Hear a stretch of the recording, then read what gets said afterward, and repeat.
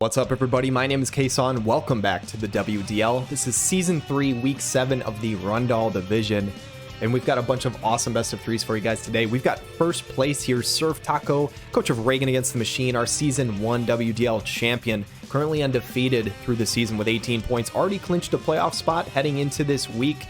Can he clinch a first round bye with a win? We'll have to find out. ReadyPlayerWill of the Pandas not far behind with 15 points. His only series loss being against SurfTaco, and Coppola of Holy Divers, his only series loss being against ReadyPlayerWill. I am curious to see if there's any hypothetical world if Coppola were to 2-0 SurfTaco in the future and the rest of these teams win out. It would be very interesting to see them all tied in a three-way tie. I'm not entirely sure how that would play out. It would depend on the plus-minus. But regardless, they still have to win this week. I have not watched these fights yet, so I actually don't know what's going on. They could all lose this week for all I know. But it should be interesting to see regardless. But after these top three teams who seem like pretty much shoo-ins from playoffs, we've got a bunch of teams that are really tight in the standings. JesusLBL of the Strawhats with 10, Alkor of Diminishing returns with 10, who I think play against each other next week, so that should be a good match. ThunderMage of Shadow Wizard Money Gang with 9, Catrah of Sandrock with 8, Koryu of S.E.E.S with 7, and Daewn of Primordial Inquisition with 6. IceHeart of Stag Party unfortunately will not be in the playoffs this season, but she's been doing really well and keeping some of those matches very close. Would not be surprised to see her play spoiler over these next few weeks. So regardless, it's been a lot of fun. This division has been very, very different than the other divisions in terms of the standings. I'm curious to see how that changes this week. So let's check out these series.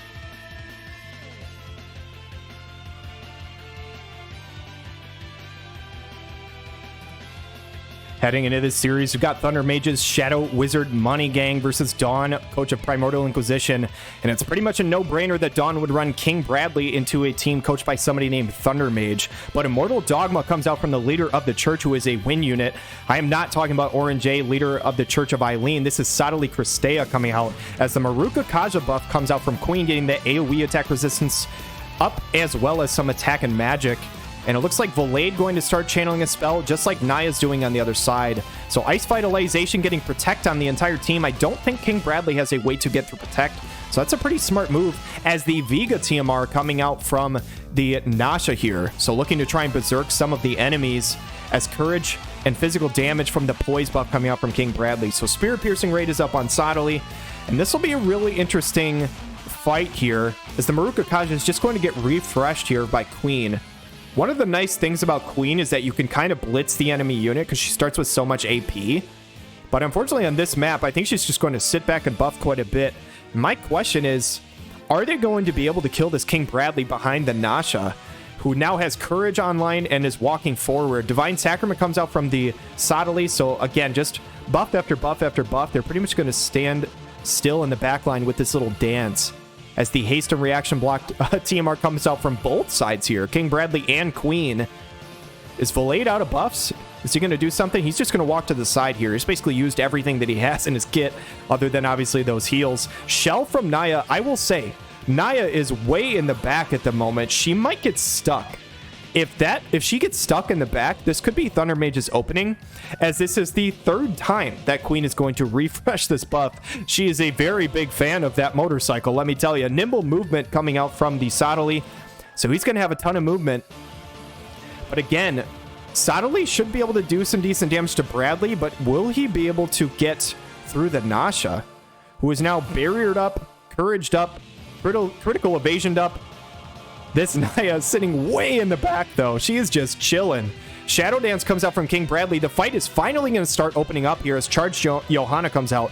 Drops the healing power, but that is less than 1,000 damage. Here comes Indoctrination. No confusion on the party.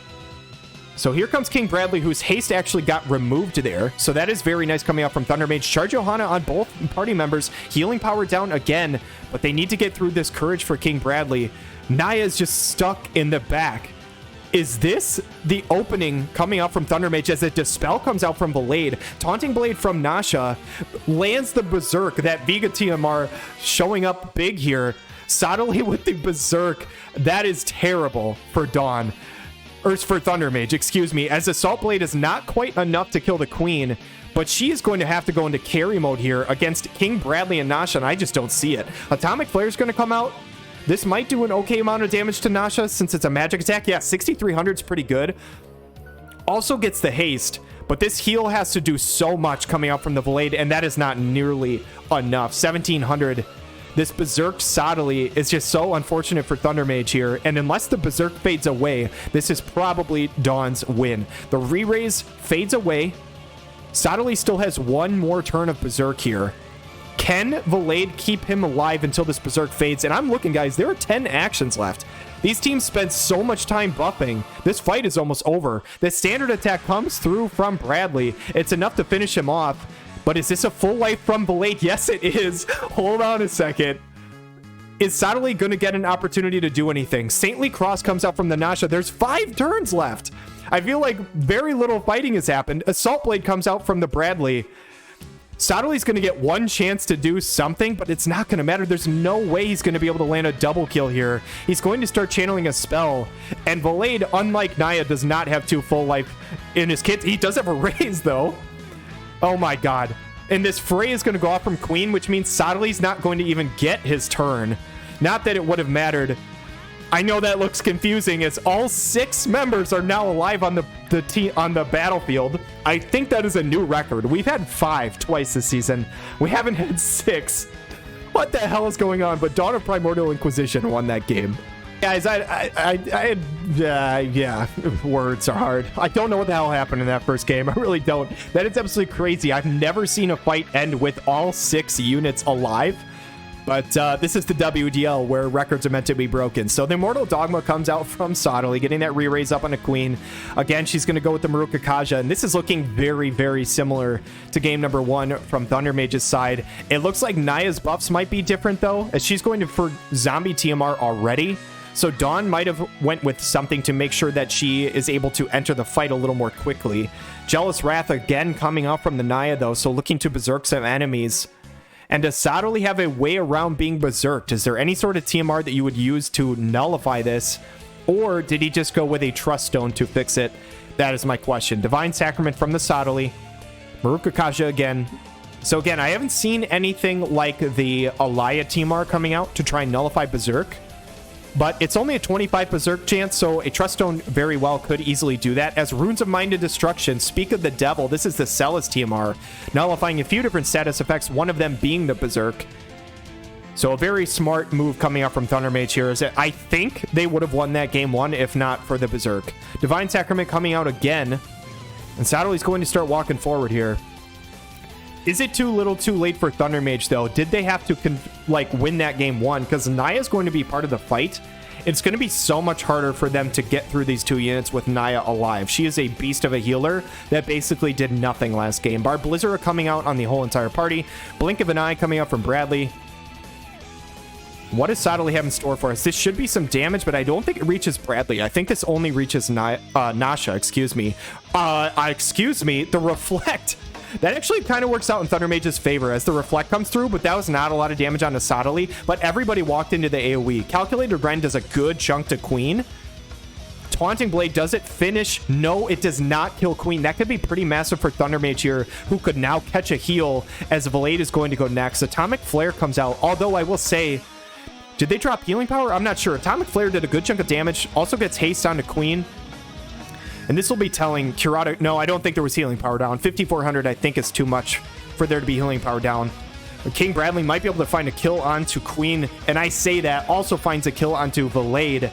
The re-raise, is it enough? Sodily's going to have to basically kill somebody before this heal goes off. And I don't think he can, because I think Nasha has Courage on. Yeah, 2971 drops CT and Agility, which is nice. But with that Courage, I just don't know how much it's going to matter. Queen's going to find a kill on the tank. Is it too little too late, though? Naya has so much healing. King Bradley going to go for the standard attack.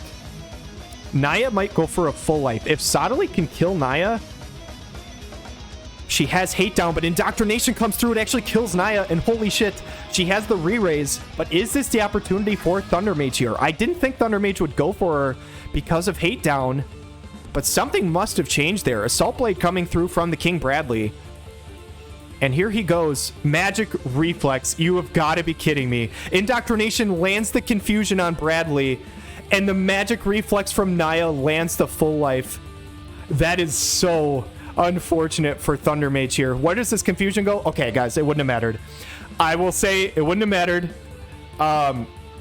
Bradley would have landed the kill on Sottily anyway, so even if that magic reflex full life doesn't come through, it was still a game to victory for Dawn. I'm kind of glad that it didn't come down to RNG, honestly. But GG's to both players. Very well played. Awesome series. Let's head to the next one.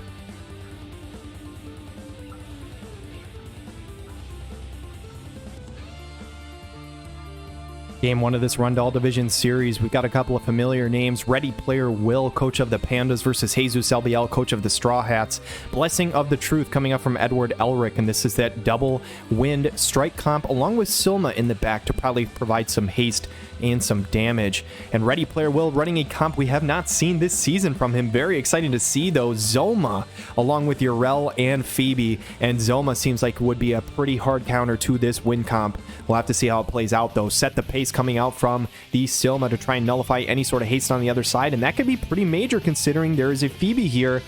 Very, very cool. Guard haste is on the Zoma, but will they be able to dispel that? Power of Despair comes out from the Zoma, and he's going to start to walk forward. Automail's Crux from Edward, so he's got AP. He's ready to dispel. He's ready to go. Unyielding Stance from Tifa, so she has Courage here as well. And Silma, I imagine, should finally start going for some fast casts here. And yes, that is what it's going to be. Here comes the Urel limit break, though. Fury of the Forest. How well does this Edward tank it up? I expect decently well. Yeah, 1527, not a whole lot. Does remove buffs, though, which could be pretty crucial. And Phoebe is going to start channeling a spell. Here is the Quicken. So Zoma's going to step up. How much damage can he get done on the Tifa? This is the limit break. I expect this to do a lot. Does it bring her to Courage is the question. It should do a good chunk. 9,290 will bring her to Courage. Drops her Bravery as well from that Oblivion's Presence buff earlier, but she should get a chance to counter a little bit. Whirling Uppercut combo drops the haste, also drops accuracy a little bit. Not that that's going to matter, but I think the haste removal is more important than the damage. Only 2511 onto the Zoma, tanked quite well, but Urel took about half of her health bar from that attack. Phoebe's going to follow up. That Addison Ray TMR being important, though, as Urel is going to take out Tifa, but there's no haste, at least on the other side from ReadyPlayerWill, and Jamming Thrust gets dodged. I assume that Zoma is running some luck runes to try and deal with some units on Jesus' side that could be evasive. Crack +1 is doing a ton of damage onto the Edward, though, and he needs to knock some people out here. He's got 47 AP. Wallbreaker's going to hit all three. Going to proc the Courage on Urel, but man, this Zoma with the elemental advantage and the heal back is going to be a little too much, I think, for Jesus' team. Rend the Heavens coming out from Urel, doing a good chunk on this Silma, but unless Edward has Reflex in his kit, which I am not familiar with, I take it back. Side cannon going to hit Silma, not Edward, so he might get an opportunity again, but there's no way he can get through this health bar of Zoma, especially now that he is hasted up and has increased defense. Only 18 AP on the Edward. Should be able to find one kill. He will find 2 kills to at least make this close, but Zoma is ready to seal the deal. This demon is going to walk up, take down the Full Metal Alchemist, and that is a game 1 win for the Pandas. Game number 2 here, and it looks like Mont, King of Leonis, Glaciella, Flagbearer, and Sosha coming up from ReadyPlayerWill. So really bringing out some different team comps this week, as King Mont is going to go with the Dragoon's Pride, haste, and movement buff. This is Kane's TMR, and interesting comp coming up from Jesus as well. Edward, Elric, Hio, and Zazan. I don't think we've seen this come out before. It does have some dark tetrasilphid synergy, excuse me, as Spirit of Wazette comes out from Glaciella, Flagbearer, getting that AoE buff online, as well as her 3-hit barrier, and the late Keenblade coming out from Sosha. Yeah, love to see it. A great tech here, getting that CT up, and the Kalem's Pride as well. King Mont's CTE is through the roof here, and you can see it in the turn order. Zazan's going to go, and he is not far behind, as Way of the Void is an interesting tech coming out from Zazan, I will say, with some of that fire resist, also ice resist. Very smart considering some of the options that are on the Pandas here. Standard attack comes out from the King Mont, and interesting, is that how much fire resist is there? Is it actually more damage to do a standard attack? Very, very cool to see. Edward Elric is in range to pop this limit break onto King Mont. Does it drop the defense? We've seen before people stacking defense debuff resist. I imagine the ReadyPlayerWill probably has some, but manages to get the RNG right, and it drops the defense here as Heat Drive follows up some damage. The self-heal is quite a bit, though, as King Mont will remain healthy here.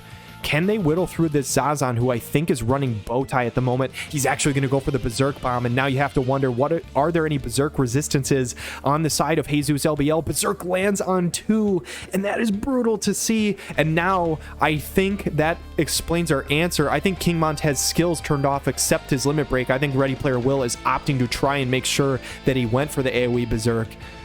I am pretty confident that is what he's doing. That's very, very smart. Standard attack coming out from the Hio, and here comes Glaciella. What can she find in an AoE? Triple cross is a lot. Not enough to kill the Hio, but Berserk, how effective really is he? Glaciella's going to go again, this haste being too much. Edward does have a lot of pierce resistance naturally in his kit, but that chain is massive, and it is too much to deal with. And in game 2, the Pandas close it out. GG.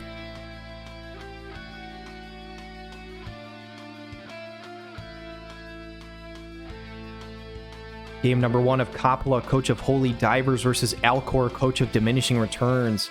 Alkor looking to try and utilize some range advantage with the Liarte and Rulgia along with S.E.E.S composition versus a Starlight Elena, Mariel, and Nivlu comp that we've seen a handful of times coming out from Coppola. Looks like I've tempered my resolve coming out from Elena, so she's got her courage online. This should be a time mage spell coming out from Nivlu, either a haste or a quicken, as Heart of Flutter comes out from the Mariel, that Sweetheart Eldir Timar that we've seen several times before. S.E.E.S going to go with her classic Runic Blade to try and absorb any sort of magic attacks, but there really won't be much on the other side to absorb here. Domain of Earth from the Rulgia, though, getting his defensive piercing rate as some regen as well. A unit that we haven't seen a ton, but we've seen Alkor put in some work with. And Liarte, looks like not any sort of buffs turned on, interesting enough. I'm actually surprised, maybe a TMR not accidentally on or something like that, not entirely sure. Mariel going to walk forward here, though. What is she going to go for?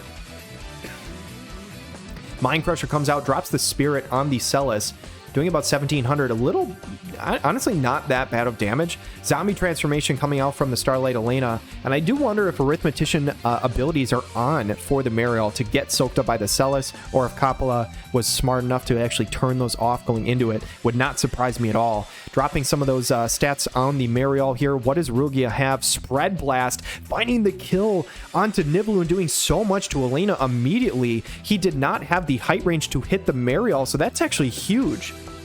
The attack coming out from Liarte and dropping the, landing the poison on Mariel is pretty big as well, as she's going to take a ton of damage from this, and we've seen how much Shadow Devour can do from Liarte. She soloed ReadyPlayerWill's Alphonse 1 week, which is just absolutely crazy. 3,700 damage onto this Mariel is a good chunk. Star Supernova doing about 5,400, and this looks very, very good for Alkor in game number 1 here. What can S.E.E.S do? She goes for a Magic Burst, but does not have the accuracy to hit the Starlight Elena, but she does a favor to her party members and move out of the way of any sort of AoEs. What does Mariel go for now? She should find the kill on the Liarte, unless she has the range to hit S.E.E.S. Goes for the standard attack, so she certainly does not have her Arithmetician abilities online, but she will, fortunately for Coppola, live one more tick of poison. It looks like the poison is doing just barely less than how much health she has left. Prismatic Punishment, is this enough to kill the S.E.E.S? If it does, that's pretty major for Coppola. It is just barely enough to kill. I say just barely. I think it was probably about 1,000 more than it needed to be. But Starlight Elena still has courage, and I don't think Rulgia has courage removal in this kit. He's going to standard attack and proc it.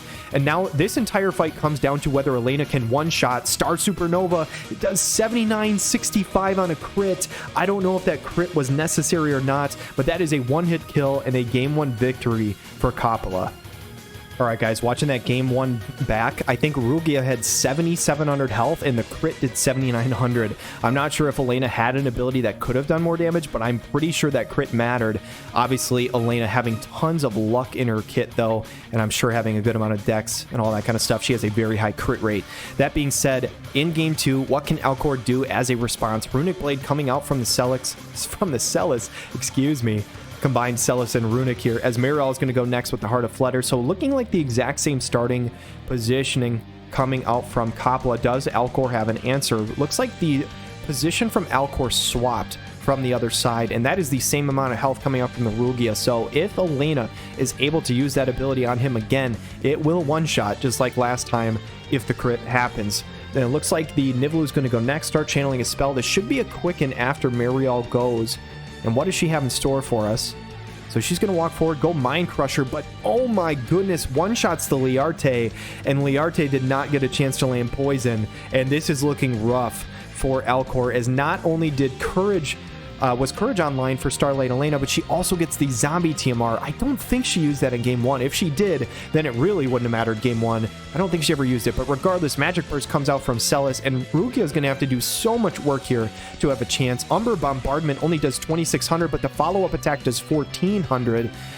Rukia now having the follow-up attack, is that the difference? Will that be enough to make up any of this? Dispel Spread only doing 1,900, so pretty well by S.E.E.S here.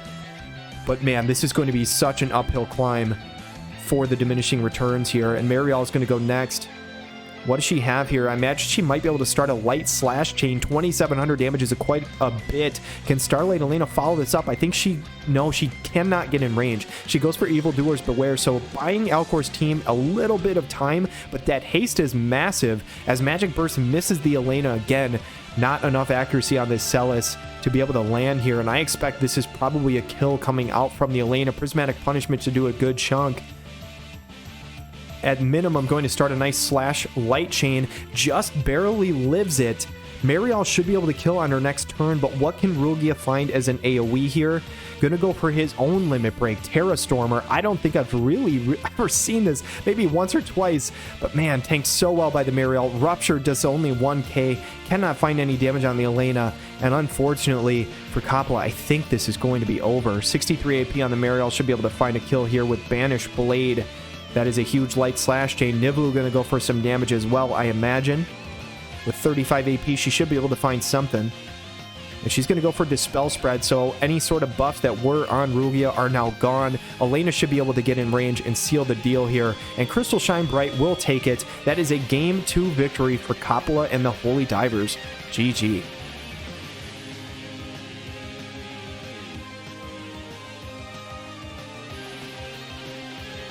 Heading into this series, CoreU87 and S.E.E.S trying to keep their playoff hopes alive, while SurfTaco and Raegen Against the Machine trying to keep that undefeated streak alive. And it looks like the double water composition coming out from Raegen Against the Machine, S.E.E.S, Miranda, and Murmur, as CoreU87's going with their most dominant composition of the season with that kind of Immortal Amnilus build. Good Fortune. This is a TMR that we've seen SurfTaco favor quite a bit. I like it a whole lot. Is the more the merrier TMR.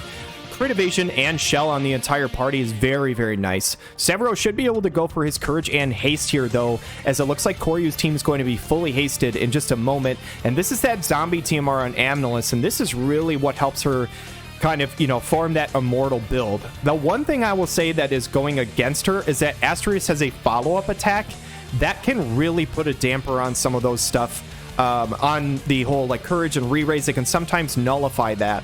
So we'll see if S.E.E.S is able to get the limit break off. If he's not able to, I think CoreU87 might actually have a really good chance here.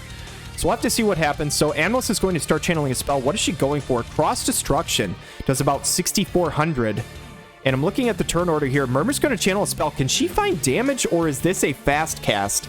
If she finds damage, this could be a big problem for Koryu. I say that. Water Gust going to come out, do about 1,000, not 10,000, excuse me. Velas should be able to find a heal on the Amnilus, though. We'll have to see here. It is Stonega. Oh, man, that is actually a really rough start for Koryu here. This is already going to proc the re-raise from Amnilus. That is a bit unfortunate. Snow Healing will top her off, but Miranda and S.E.E.S are going to follow this up. Dispelling Thrust will proc the Courage on Severo. I expect S.E.E.S to actually go for Amnilus here, because the AI does not always understand the whole thing with Courage, and it'll think it can one-shot her. It basically does, though, and the follow-up attack kills her. And S.E.E.S just goes absolutely nuts, murdering this Amnilus. And this is kind of what I was talking about. That follow-up attack can be one of the big kind of counters to this build, as Crystal Tracer barely doesn't kill Velas. He survives with 88 health, but he can't be in healing mode to have a chance here. He needs to do a lot of damage. Jamming Thrust is going to almost kill the Severo. I imagine Miranda should be able to clean this up here. Dispelling Thrust will do just that. And man, oh man, this composition coming out from SurfTaco in game 1 is crazy scary. S.E.E.S is going to walk back just to buff his own HP and make him look even more menacing. Velas should just be able to go and heal himself, but he is just kind of delaying the inevitable here. Dispelling Thrust is going to do 3,200 from the Miranda. Don't think S.E.E.S can get in range to deal damage. Murmur should be able to, though, with the Jamming Thrust of her own. And actually, she's going to go for an Esper. She's going to go for Mega Flare. This is the Bahamut. So to make matters worse, to pour salt in the wound, you have to bear through this crazy long dragon going up into the space, atmosphere, whatever you want to call it, animation. That did almost no damage. I'm actually surprised. Maybe she must have been out of jamming thrust range. I thought she would have been in range for that, but apparently not. Velas is going to try and prolong this as long as he can as he goes for the Mashri TMR, which in other circumstances would be a very good tech here, but just a bit unfortunate how this fight started off for Koryu. Dispelling Thrust doing about 5k. Velas is stuck in healing mode. No, he actually might be going for damage here. He finally is going for it, says, screw it. I'm going down fighting, going down swinging. Jamming Thrust is going to do 3,800. That'll seal the deal, and that is SurfTaco's Game 1 victory. Heading into Game 2 here, can Koryu change anything up here? Looking like the exact same 3 units as Game number 1. Are there any sort of positioning changes you can do to change up what happened last time? We'll have to see here. So it looks like everybody is stacked up more. Severo was out in front last time compared to this time. And Amnelis walking into the party makes me think that this is her HP recovery buff rather than something else. So Stars of Swiftness goes on to the Severo. And this is it. Hour of Anti-Magic. This is that HP recovery at 50%. I believe this fades away after 3 turns, but Life Circulator. Okay, so this is a very interesting strategy coming out from Koryu, trying to rely on basically her own HP recovery and life steal, rather than Velas having to heal everybody up. Very interesting strategy. We'll have to see if this pays off. This could be a very creative tech coming out from Koryu. Hour of Restoration actually is just... oh, did I mix up buffs? I think that was the HP recovery. Maybe I mixed that up on the turn 1, or she didn't connect with everybody. Regardless, it is now online, the HP recovery. Ice Blessing comes out from Velas, so now he is a little bulkier here with Protect and Shell.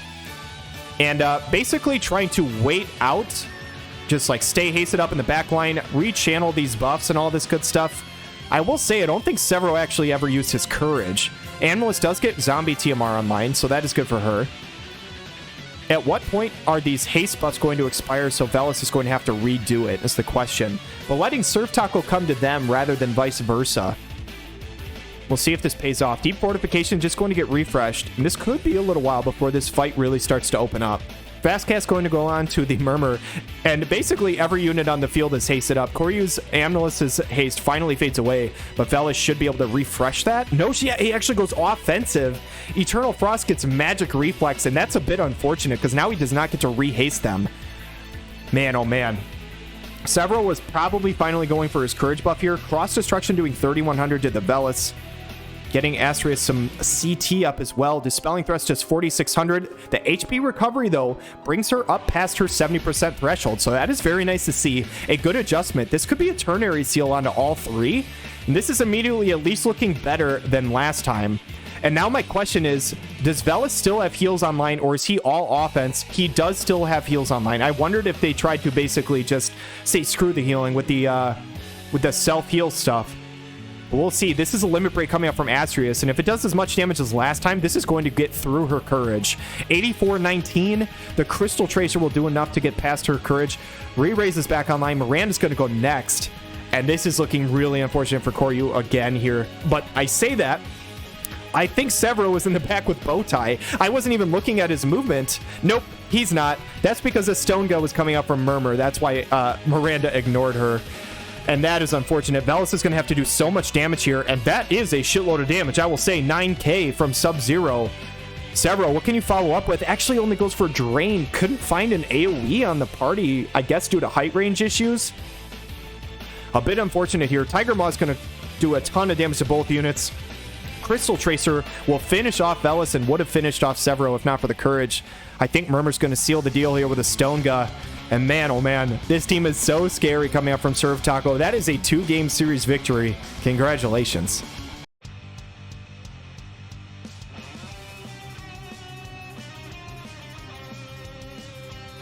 In this Rundall Division matchup, we've got IceHeart, coach of Stag Party, and she is facing off against Catrah, coach of Sandrock here. And it looks like Catrah's running a Pryevia, Stern Wing of Destiny, and Balo comp. And it looks like IceHeart, she's running Dark Fina, Yuna, and Little Leela. So interesting composition to come out here. Dark and light And the Balo not with his 140 yet. And for Wall coming out from the Dark Fina, try and get light and dark resistance up. That's a very smart tech to come out here, considering the Stern Wing of Destiny is on the other side. Bar light as well coming out from the Yuna. So opting for it on both sides here. Those won't stack. It'll just be the highest one that will count, but still a smart option to come out from IceHeart here. The Keen Blade from Balo is very useful on that 30 cost unit. Well, it's also useful on a 50 cost unit like Little Leela, 50 in our format anyway. She is broken at 40 in real life. Blade of Overcoming comes out from the Stern Wing of Destiny here. And what does Yuna go for? She's going to go Sweet Support. So Little Leela, the upgraded version TMR, coming out here to get agility up on the entire squad.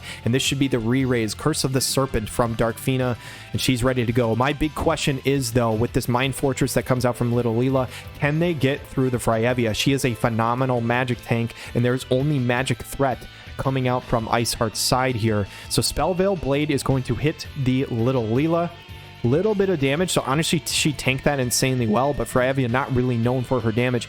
I imagine this is probably a re-raise coming out from Yuna. I'm not sure what else she could be channeling here. Dark Fina is going to go for damage, though. What does Stern find here in this AoE? Infinite Light. Dark Fina should be able to live this no problem. She has good AoE resist to start when she has a re-raise on. Yeah, she only took 2570.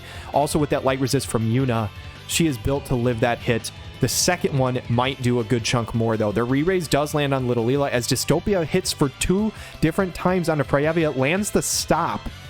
Will that be important here, as now the Dark Fiend is going to go for Queen's Judgment. So this is a really strong Dark Chain coming out. That is a 4-hit attack, and now it is at a 5 Dark Chain. Since she is stopped, that chain will keep going, but Little Leela getting absolutely dumpstered by 11,000 damage from this Stern. Can she finish off Fryevia with a really strong Dark Chain? She should be able to. Darka Blade with 4,600. Yeah, 6 Dark Chain is just too much for Fryevia to live, even if she is a strong magic tank. Yuna should be going for a heal onto Little Leela, though, but she does not have diamonds in her kit, which means she only hits the Little Leela, not Dark Fina, and Dark Fina is in range for a killing blow from an AoE. Stern's going to go for it. 100 edges. I don't even think that heal would have mattered anyway, and the re-raise gets removed, and that is brutal to see. Stern Wing of Destiny just putting on a show here.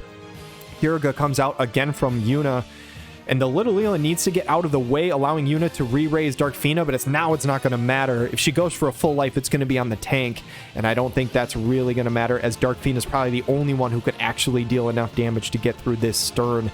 Yuna, does she go for offense here, or does she go for the full life? It is going to be the full life, so Little Leela will come back, but unless they can out-sustain them, which I just don't see happening, especially when your healer gets dropped in one shot, I think this is going to be Catrah's game 1 win. The Taunting Spell will gather up a little hate, but she's got nobody else to protect anymore, as Taunting Blade's going to start slowly whittling her down. Stern should be able to follow up on this with 20 AP. Convergence Plus is 3970, and Little Leela is hanging on as long as she possibly can, but she's just buying time here, and that's all she's going to buy.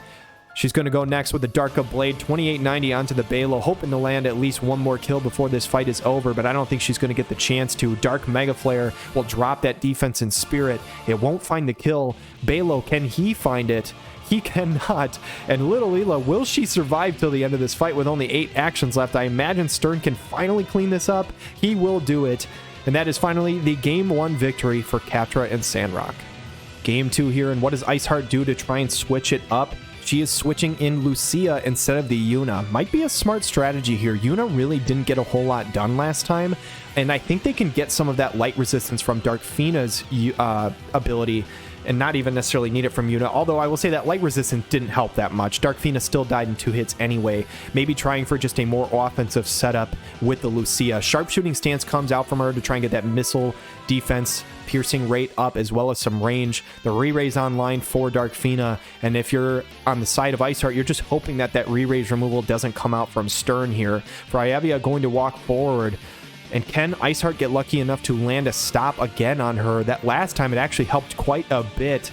Was still unfortunately not enough, though. The Blade of Overcoming comes out. Taunting Spell from Little Leela going to gather some hate. Dark Fina should not be in range to land the Dystopia, though, and she's actually going to go Law of Mitigation. So she has the healer sub-job on. I can't think of the name of her, I think Cleric sub-job on. It's not Cleric. I can't think of it. It is Resnick's main job.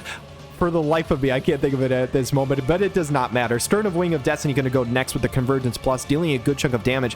Looks like CT up means the Wizard Rod or Wizard Staff is on for the Dark Fina. Sharpshoot only doing 1800 to the Fryevia, though, is pretty tough to see. Dark Fina, is she going to go for Dystopia or will she go for a Limit Break? She's going to do the Limit Break. This will start a really nice Dark Chain, but unless she is stopped, I don't know if anybody's going to be able to follow up with this. Little Ela will get one opportunity, but I don't think she's going to be able to find a kill here. Darka Blade's going to do 3100, which is a decent amount of chip.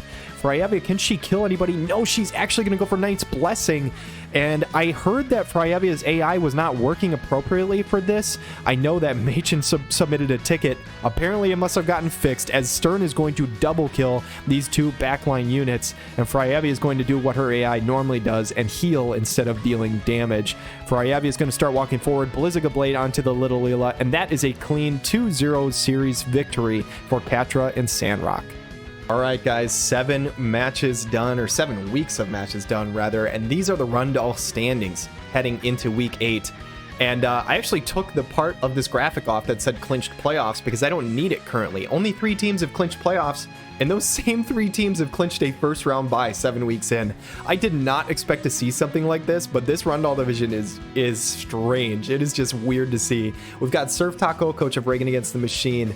Again, Season 1 champ, 21 points, undefeated, has lost 1 single game to Alkor, and that's it. ReadyPlayerWill of the Pandas and Coppola of Holy Divers, though, trying to keep up as best they can. All 3 of these teams have clinched a top 3 seed, which means they will not be in this first week matchup where the 4th and 5th seed play against each other. Again, I will explain that more next week in a video where I break down the playoff bracket format, but just know there's 1 less match that these 3 teams have to win, so congratulations to those 3 teams. Now, here's where it gets insanely interesting, and I had to dive a little bit into this to see who exactly is in control of their own destiny and all this kind of stuff. So, Catrah of Sandrock with 11 points, JesusLBL of the Strawhats with 10, Alkor of Diminishing returns with 10, Daewn of Primordial Inquisition with 9, ThunderMage of Shadow Wizard Money Gang with 9.